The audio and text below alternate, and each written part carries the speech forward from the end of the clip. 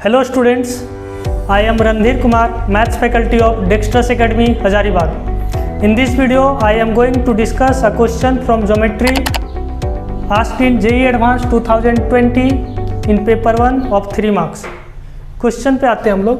Question है let a, b and lambda be positive real numbers.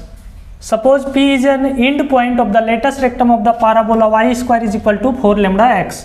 तो एक हम लोग को पैराबोला दिया हुआ है, स्टैंडर्ड पैराबोला दिया हुआ है, y square is equal to 4 lambda x, और उसमें ये बी और जो लेमडा है वो सारे के सारे पॉजिटिव नंबर हैं, और पी जो है वो उस पैराबोला का एक लेटेस्ट रेक्टम का एंड है.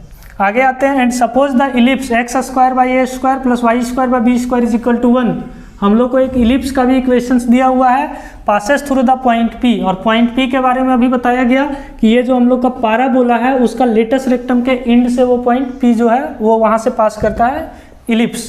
If the tangents to the parabola and ellipse at the point P are perpendicular. साथ में क्या दिया हुआ है कि इसके जो टेंजेंट्स है पॉइंट पी पे वो दोनों एक दूसरे पर परपेंडिकुलर है. Then the eccentricity of the ellipsis, और फिर हम लोग को फाइंड करना है इसेंट्रिसिटी ऑफ द इलिप्स. थोड़ा सा हम लोग क्वेश्चन को फिगर के माध्यम से समझते हैं. ये स्टैंडर्ड इक्वेशंस है तो इसका कर्व बनाने में तो दिक्कत होना नहीं चाहिए, क्योंकि ये पैराबोला है y square is equal to 4 lambda x and lambda is greater than 0. Lambda positive है, इसका मतलब ये ऐसे जाएगा. ये हम लोग का पैराबोला हो गया. और ये हम लोग जानते हैं कि इसका जो लेटेस्ट रेक्टम होता है ये यहाँ पे ये लेमडा यहाँ से हो जाएगा, लेमडा कॉमा 0 से पास करेगा. तो यहाँ पे एक पॉइंट इसको P मान सकते हैं या पॉइंट P इसको मान सकते हैं.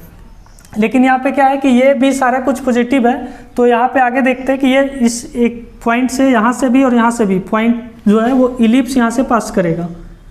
तो इलिप्स हम लोगों का ये जो इक्वेशंस दिया हुआ है x square by a square plus y square by b square is equal to 1, ये यहाँ से पास कर रहा है. तो ये पॉइंट P इसको अगर हम लोग मानते हैं तो यहाँ पे इस इलिप्स पे टेंजेंट ड्रॉ करेंगे तो ये वाला हो जाएगा, और इस पैराबोला पे टेंजेंट ड्रॉ करेंगे तो ये वाला होगा. और ये दोनों के बारे में हमको बोला जा रहा है कि ये दोनों परपेंडिकुलर हैं. तो हमको क्या करना है कि हमको इसेंट्रिसिटी को फाइंड करना है. देखिए हम लोग P का कोऑर्डिनेट्स को बहुत आसानी से निकाल सकते हैं, क्योंकि पॉइंट P जो है वो पैराबोला पे भी है और इलिप्स पे भी है. पॉइंट P को पैराबोला के इक्वेशन से निकालेंगे, क्योंकि हम लोग लेटेस्ट रेक्टम जो है वो लेमडा कोमा 0 से पास करेगा. तो x कोऑर्डिनेट तो लेमडा होगा, तो x कोऑर्डिनेट जब यहाँ पे हम लोग लेमडा में पुट करेंगे तो यहाँ पे लेमडा पुट कीजिए x is equal to lambda, तो ये क्या हो जाएगा 4 इंटू लेमडा 4 लेमडा स्क्वायर. तो y square is equal to 4 lambda square, तो y इज इक्वल टू हो जाएगा 2 लेमडा.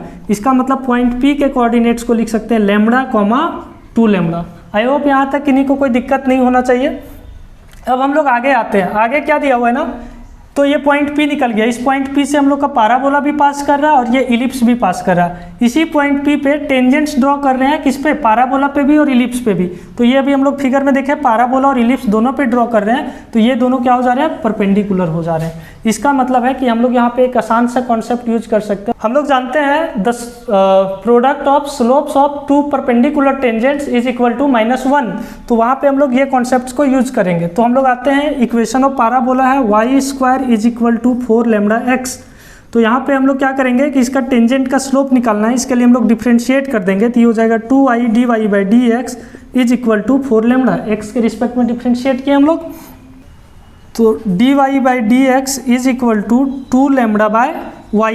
और हम लोग टेंजेंट कहाँ पे निकाल रहे हैं, तो P पॉइंट पे निकाल रहे हैं. तो dy by d x at P is equal to, P का हम लोग का दिया हुआ है कोऑर्डिनेट्स लेमडा कॉमा 2 लेमडा, तो y के जगह पे हम लोग 2 लेमडा रखेंगे, तो 2 लेमडा डिवाइडेड बाय 2 लेमडा, तो इसका वैल्यू हो गया 1.